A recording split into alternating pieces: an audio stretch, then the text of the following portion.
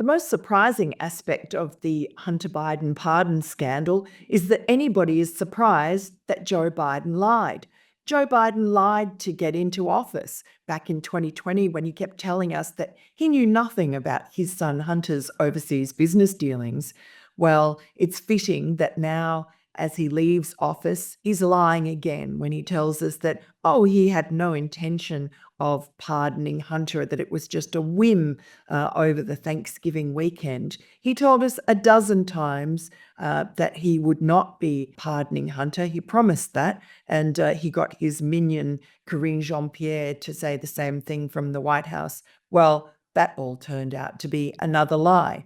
And it wasn't just any old pardon that he gave his son Hunter. It stretches back 11 years. This is unprecedented in history. And why the number 11? Well, that's because the year 2014 was a very important year for Ukraine, but also for the Biden family influence peddling scheme. And that's because in February of 2014, poor old Ukraine had the Maidan Revolution, after which they were saddled with Joe Biden, who was installed as Barack Obama's point man for Ukraine and basically became the sort of emperor of Ukraine with immense power. He would jet into Kyiv all the time and lecture the Ukrainians about the evils of corruption. He said, corruption is a cancer. He would thunder that, whereas the Ukrainian people knew that Hunter Biden had been installed in April of 2014 on the board of Burisma, which was an energy company and the most corrupt company in Ukraine. And he was paid the princely sum of $1 million a year for that.